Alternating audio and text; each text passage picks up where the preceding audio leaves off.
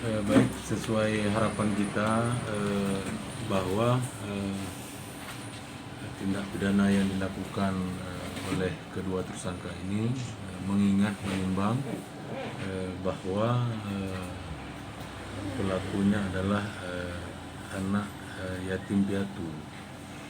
Oleh karena itu, sesuai dengan harapan kami dari penegak hukum, jadi memanggil kedua belah pihak untuk melakukan mediasi,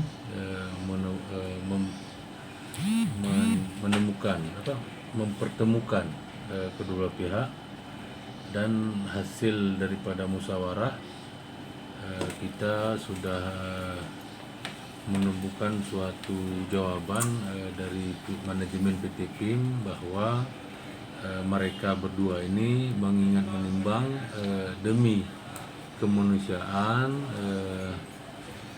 bahwa dari pihak manajemen PT PIM memaafkan kedua pelaku ini dengan syarat yang pertama meminta maaf kepada manajemen PT PIM, dan kedua tidak akan mengulangi perbuatannya.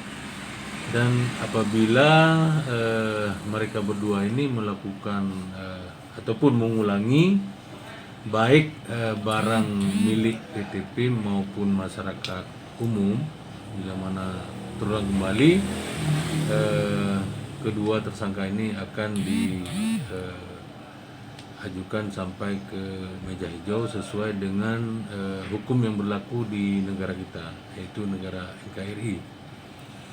Dan hasil kesepakatan kedua pihak bahwa permasalahan ini diselesaikan secara adat, dan hari ini sudah kita laksanakan mediasi dan penyelesaian perkara RJ, yaitu Restoratif Justice, penyelesaian perkara di luar pengadilan, dan ini bisa dilakukan bila mana kedua belah pihak mau menyelesaikan permasalahan ini. Kami dari pihak kepolisian hanya melakukan mediasi, mempertemukan kedua belah pihak supaya bisa melakukan perdamaian secara keluargaan. Dan itu tentunya hal ini bila mana sudah selesai, kami akan melakukan